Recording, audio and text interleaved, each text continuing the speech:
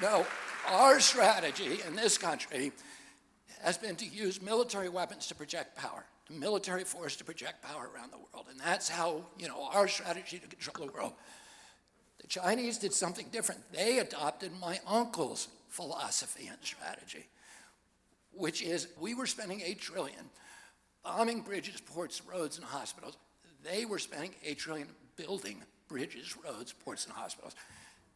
And they are now displacing us as trade partners of most of the African nations.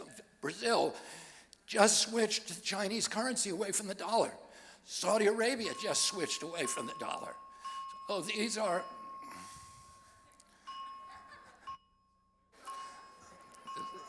Is that the... Okay, we're okay.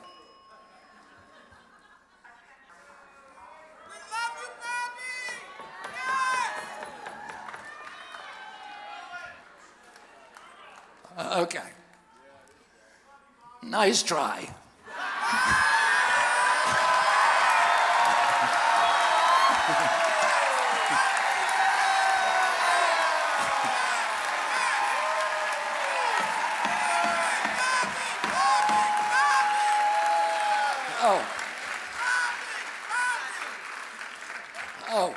The Chinese, by being nice guys, have earned goodwill in these countries. Now, Brazil and Pakistan are now switching to Chinese currency away from the dollar. You know what that's going to cost our country?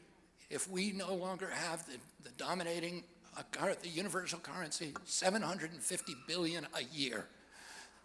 That's one of these costs of these continual wars that we have to examine. And so Saudi Arabia had last month signed a peace deal with Iran, which is great. But Saudi Arabia was our biggest investment. They are our #1 ally. The whole key to U.S. strategy was called the Shia Crescent. That Saudi Arabia would be the keystone, and then we'd have Abu Dhabi and Qatar and Oman and the Emirates and Lebanon all the way up to Syria on both sides, and Iraq, of course, creating a bulwark against Iranian expansion, which was our key objective in the Mideast. Well, guess what?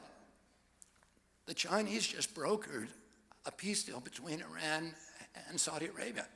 Our entire policy has collapsed.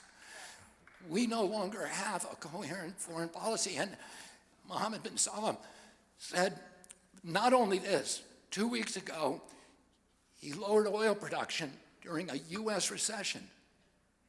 It was like a slap in the United States' face. And then he said it out loud 3 days ago. We don't care what the United States thinks anymore.